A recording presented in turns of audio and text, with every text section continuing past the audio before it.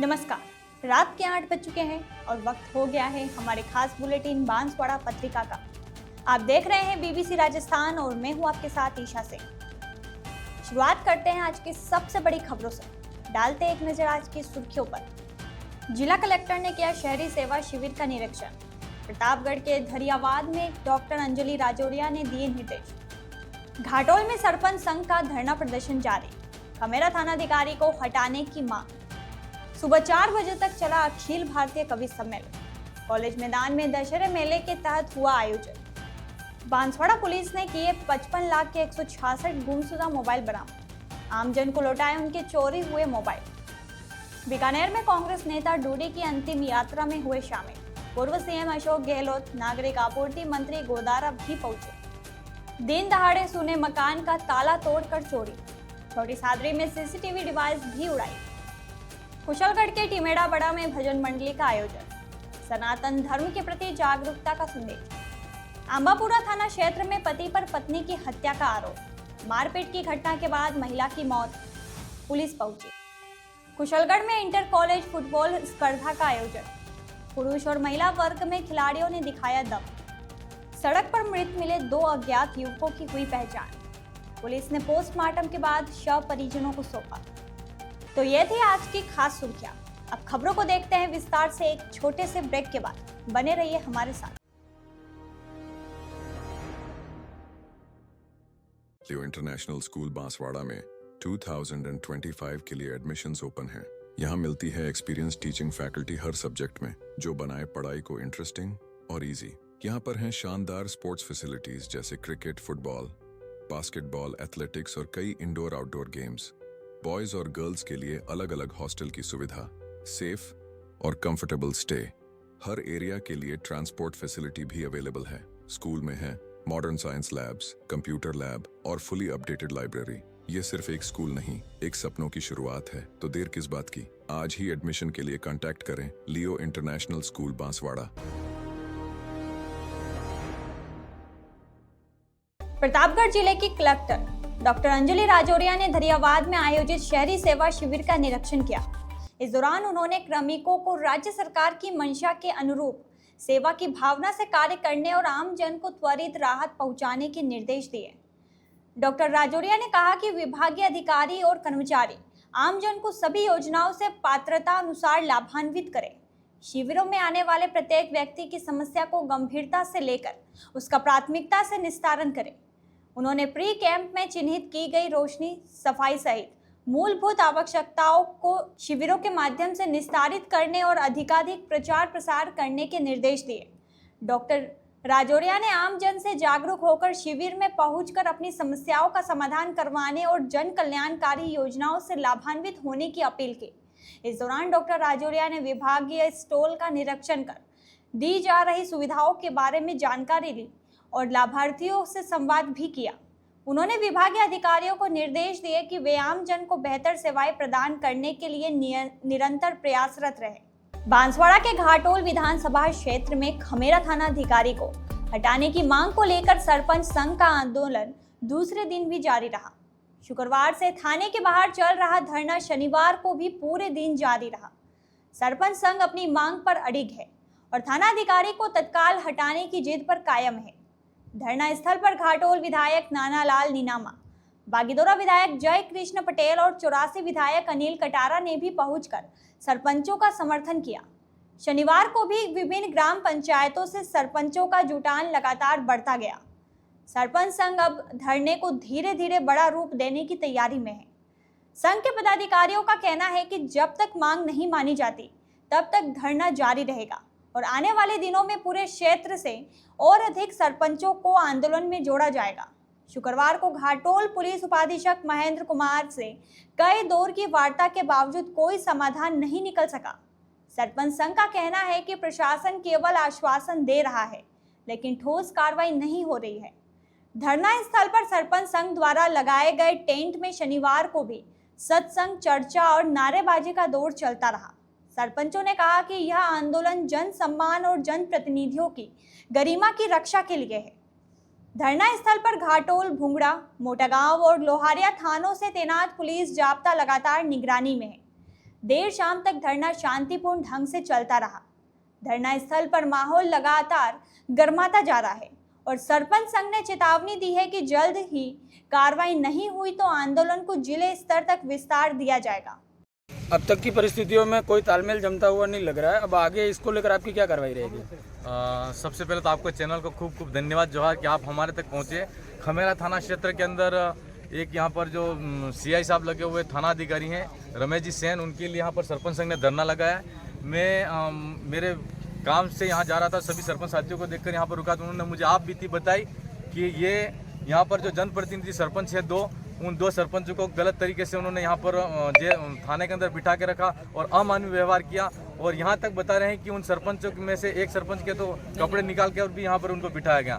तो ये ऐसा अभद्र व्यवहार एक जनप्रतिनिधि के साथ में करना बिल्कुल एक शर्मसार हमारे लिए बात है। मैं इस क्षेत्र के अंदर ये कहना चाहता हूँ कि जितने भी जैसे थाने हैं उनके अंदर सरपंच हमारे ग्राम पंचायत की महत्वपूर्ण कड़ी होती है। आम जनता किसी भी सरपंच के पास में समस्या लेकर जाती है और सरपंच जब वहाँ पर संबंधित थाना अधिकारी से बात करने के लिए समस्या का समाधान करना चाहता है तो वो अगर ऐसी बात लेकर आता है तो ऐसे में अगर कोई थाना अधिकारी उनके साथ में अभद्र बात करता है, अभद्र व्यवहार करता है तो यह कहीं न कहीं यहाँ पर जो प्रशासन द्वारा जो किया जा रहा काम है, पुलिस प्रशासन द्वारा, वो गलत है। मैं इसकी घोर निंदा करता हूँ। और जहाँ पर जितने खमेरा थाना क्षेत्र के अंदर जो सरपंच साथी बैठे हैं मैं उनकी मांग का समर्थन करता हूँ और जब तक यह थाना प्रभारी जो हैं या थाना अधिकारी वो नहीं हटेंगे तब तक यह धरना अनवरत जारी रहेगा, ऐसा इन सरपंच साथियों का कहना है। मैं समस्त साथियों से कहना चाहूँगा कि यह मानवीयता से जुड़ा मामला है।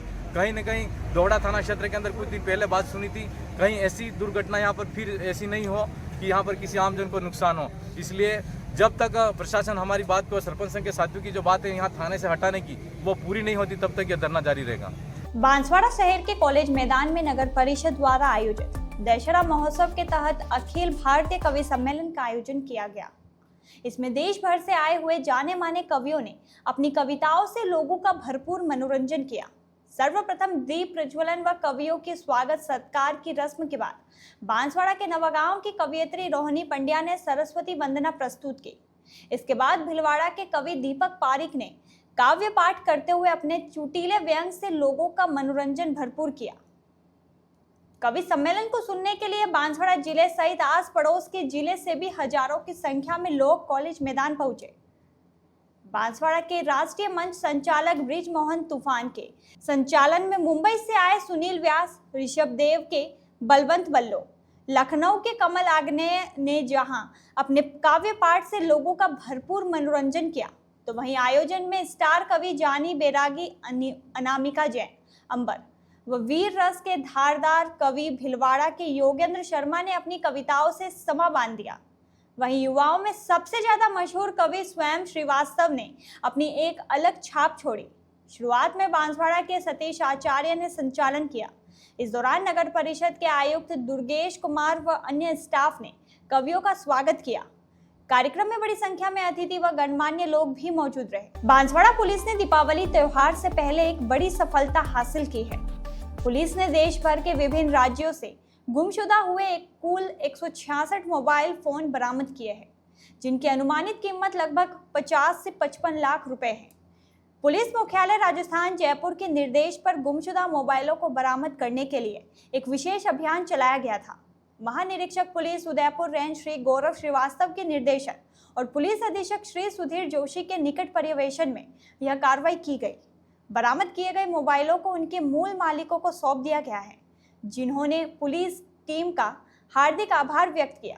इस सफलता में साइबर सेल बांसवाड़ा के प्रवीण सिंह, अंकित त्रिवेदी, मोहित और धीरज कुमार की विशेष भूमिका रही। इस तरह की कार्रवाई से आम जन को अपने मोबाइल की सुरक्षा के प्रति जागरूक किया जा रहा है और पुलिस की कोशिश है कि लोगों की गुमशुदा चीजें उन्हें वापस मिल सके। अन्य जिलों से भी इस तरह की पहल की जा रही है, जैसे कि हल्द्वानी में 20,30,000 की कीमत के 166 मोबाइल फोन बरामद किए गए थे। कुशलगढ़ के मां भारती महाविद्यालय में अंतर महाविद्यालय फुटबॉल प्रतियोगिता 2025 का आयोजन किया गया। इस प्रतियोगिता में पुरुष और महिला वर्ग की खिलाड़ियों ने भाग लिया। कार्यक्रम की अध्यक्षता महाविद्यालय के निदेशक करणी सिंह राठौड़ ने की, जबकि गोविंद गुरु विश्वविद्यालय के कुलगुरु प्रोफेसर KS ठाकुर मुख्य अतिथि के रूप में उपस्थित थे। कार्यक्रम में डॉक्टर राकेश डामोर, विश्वविद्यालय पर्यवेक्षक प्रोफेसर लक्ष्मण परमार, कुशलगढ़ पंचायत समिति के प्रधान कहानी रावत और गोविंद गुरु विश्वविद्यालय के खेल प्रभारी अनिल शर्मा और अन्य गणमान्य अतिथि उपस्थित थे। गोविंद गुरु विश्वविद्यालय के कुलगुरु प्रोफेसर के.एस. ठाकुर ने श्री गोविंद गुरु प्रतिमा पर माल्यार्पण अर्पित करने के साथ फुटबॉल प्रतियोगिता का उद्घाटन किया। इस अवसर पर कुलगुरु ने विद्यार्थियों को खेल के साथ साथ नई शिक्षा नीति के बारे में जागरूक किया और सृजनात्मक दृष्टिकोण से पढ़ाई करने के लिए प्रेरित किया। गोविंद गुरु जनजाति विश्वविद्यालय के खेल प्रभारी राकेश डामोर ने खिलाड़ियों को शपथ दिलाई और उन्हें खेल के दौरान अनुशासन के नियमों के बारे में बताया। इस अवसर पर महाविद्यालय के प्राचार्य डॉक्टर डी.के. बघेल, अमित राव और अन्य शिक्षक गण उपस्थित थे। कार्यक्रम का संचालन डॉक्टर पूजा सिंह यादव ने किया। इस अवसर पर महाविद्यालय के शिक्षक गण और विद्यार्थी उपस्थित थे। प्रतियोगिता में भाग लेने वाले खिलाड़ियों में उत्साह और जोश का माहौल था। बांसवाड़ा में कोतवाली थाना क्षेत्र के आमलीपाड़ा गांव में गुरुवार रात को 2 अज्ञात युवकों के शव सड़क पर पड़े हुए मिले। युवक ने दोनों शवों को एमजी अस्पताल में पहुंचाया, जहां डॉक्टरों ने उन्हें मृत घोषित कर दिया। शनिवार को दोनों शवों की पहचान हो गई। पुलिस ने बताया कि मृतकों की पहचान कैलाश पुत्र रूपजी चरपोटा निवासी नादिया और धूलचंद पुत्र मांग्या निवासी नापला के रूप में हुई है। कोतवाली थाना पुलिस ने शवों का पोस्टमार्टम कराकर परिजनों को सौंप दिया है। पुलिस ने बताया कि अज्ञात वाहन की तलाश जारी है और मामले की जांच की जा रही है। कोतवाली थाना पुलिस के हेड कांस्टेबल सोहन ने बताया कि परिजनों की रिपोर्ट के आधार पर शवों का पोस्टमार्टम कराया गया है और आगे की कार्रवाई की जा रही है। पुलिस ने परिजनों से भी पूछताछ की है और मामले की जांच में जुटी हुई है। बांसवाड़ा पत्रिका में एक छोटा सा विराम। जल्द ही लौटते हैं कुछ और अहम खबरों के साथ। देखते रहिए BBC राजस्थान। लियो इंटरनेशनल स्कूल बांसवाड़ा में 2025 के लिए एडमिशन्स ओपन हैं। यहाँ मिलती है एक्सपीरियंस टीचिंग फैकल्टी हर सब्जेक्ट में, जो बनाए पढ़ाई को इंटरेस्टिंग और इजी। यहाँ पर हैं शानदार स्पोर्ट्स फैसिलिटीज जैसे क्रिकेट, फुटबॉल, बास्केटबॉल, एथलेटिक्स और कई इंडोर आउटडोर गेम्स। बॉयज और गर्ल्स के लिए अलग अलग हॉस्टल की सुविधा, सेफ और कंफर्टेबल स्टे। हर एरिया के लिए ट्रांसपोर्ट फैसिलिटी भी अवेलेबल है। स्कूल में है modern science labs, computer lab और फुली अपडेटेड लाइब्रेरी। ये सिर्फ एक स्कूल नहीं, एक सपनों की शुरुआत है। तो देर किस बात की, आज ही एडमिशन के लिए कांटेक्ट करें लियो इंटरनेशनल स्कूल बांसवाड़ा। ब्रेक के बाद एक बार फिर आपका स्वागत है बांसवाड़ा पत्रिका में। बढ़ते हैं आगे की खबरों की ओर। बीकानेर में कांग्रेस के वरिष्ठ नेता रामेश्वर डूडी के निधन पर शोक व्यक्त करते हुए पूर्व मुख्यमंत्री अशोक गहलोत, नागरिक आपूर्ति मंत्री सुमित गोदारा और कांग्रेस प्रदेश अध्यक्ष गोविंद सिंह डोटासरा ने उनकी अंतिम यात्रा में शामिल हुए। इस दौरान नेताओं ने डूडी को श्रद्धांजलि अर्पित की और उन्हें जन नेता और किसान हितैषी बताया। उन्होंने कहा कि रामेश्वर डूडी का निधन कांग्रेस के लिए अपूरणीय क्षति है। उन्होंने कहा कि डूडी के चले जाने से पार्टी को बड़ा नुकसान हुआ है। अशोक गहलोत ने कहा कि भगवान उनके परिवार को इस वज्रपात को सहन करने की शक्ति प्रदान करे। कांग्रेस प्रदेश अध्यक्ष गोविंद सिंह डोटासरा ने कहा कि रामेश्वर डूडी को कभी भुलाया नहीं जा सकता। उन्होंने कहा कि डूडी का निधन राजस्थान के लिए अपूर्ण क्षति है। डोटासरा ने कहा कि डूडी ने अपने जीवन को किसानों की सेवा के लिए समर्पित कर दिया था। रामेश्वर डूडी की अंतिम यात्रा में शामिल होने के लिए बीकानेर से बड़ी संख्या में लोग पहुंचे। उनकी अंतिम यात्रा दोपहर 1 बजे वैद्य मगाराम कॉलोनी से शुरू होकर उनके फार्म हाउस उदयरामसर में अंतिम संस्कार के लिए जाएगी। डूडी के निधन पर मुख्यमंत्री भजनलाल शर्मा, राज्यपाल हरिभाऊ बांगड़े और अन्य नेताओं ने शोक जताया है। तो मेंबर पार्लियामेंट भी रहे थे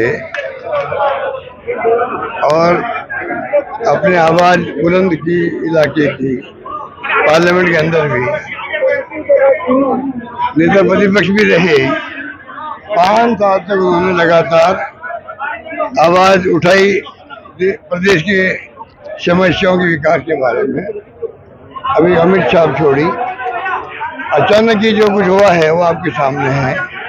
मुझसे मिलना आया 2-4 दिन पहले, अचानक ही ब्रेन स्ट्रोक हुआ। हम लोग टाइम पे पहुंच गए, इलाज करवाया, उसके बाद में भी ठीक नहीं पाए। ये हमारे लिए आघात है सबके लिए। ईश्वर से प्रार्थना करते हैं कि आपका शांति प्रदान करें पूरे परिवारजनों को, पूरे परिवार को जो है दुख सहन कर नहीं सकती विधायक। कितनी बड़ी क्षति है सर राजस्थान को? बहुत बड़ी क्षति कांग्रेस को भी है और समाज को भी, हम सबको भी है।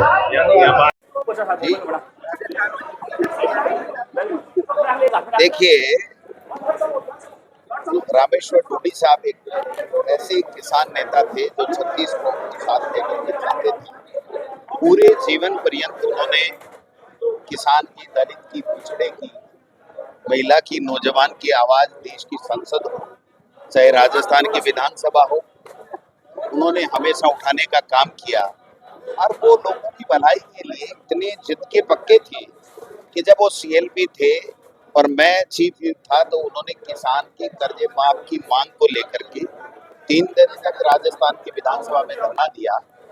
और जब वसुंधरा राजे जी रात को खुद आई तीसरे दिन कि डूडी साहब धरना समाप्त कीजिए, तो उन्होंने कहा मैडम पहले किसान के कर्जे माफ की घोषणा करो।